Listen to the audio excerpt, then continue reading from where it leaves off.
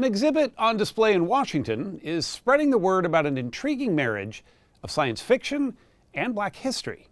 Nancy Giles gives us an inside look at Afrofuturism. What is Afrofuturism? The future of African Americans and their impact on society? Afrofuturism is a vision for humanity. I don't know what it would mean. To answer that question, there's an exhibit at the Smithsonian National Museum of African American History and Culture in Washington, D.C. Museum Director Kevin Young. New worlds that you could imagine yourself in and imagine yourself different and better. And I think that's something African Americans have done for a long time. They've taken pain and turned it into possibility. And I think Afrofuturism is an extension of that.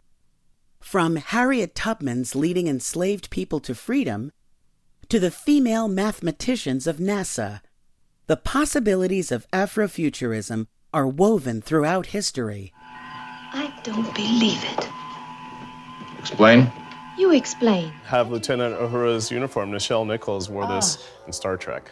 Lieutenant Uhura inspired real-life astronauts, including Charles Bolden, who went on to become the first Black NASA administrator. Also on display, the flight suit of young Trayvon Martin, who was part of an Experience Aviation science program and dreamed of flying high. Martin was gunned down at age 17 in an infamous Stand Your Ground case in Florida. And to have it here, I think, is a reminder of his dreams and sort of all of our dreams cut too short. Yeah. From music and movies to comic books, literature, and more, Here we are. Black artists take a more expansive view of a world where racism and oppression aren't the defining factors, traveling through time and space.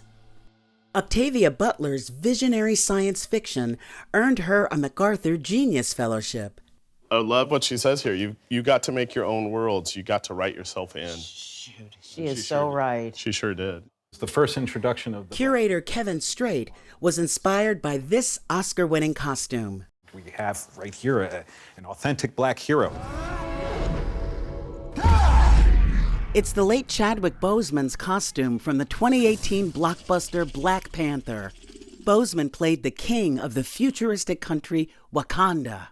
I think people really connected to the notion of having a Black hero, a Black cast, in a Black setting, in many ways sort of envisioned a new future. Right. An empowering future.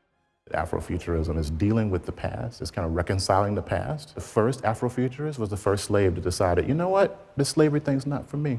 I'm gonna get out of here. John Jennings is a professor of cultural studies at the University of California, Riverside.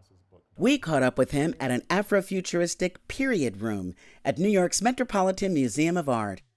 Jennings says Afrofuturists include icons like Tina Turner, President Barack Obama, and leaders of the civil rights movement. I always look at Dr. King as Afrofuturist. I have a dream today. Afrofuturism is looking backwards to move forwards. I think it's a disservice to the past to forget it, you know? Yes. We have to actually understand where we've come from. For instance, don't think about the negative aspects of the past. Think about how much we've survived, right? Think about the positive aspects and move forward in a positive manner.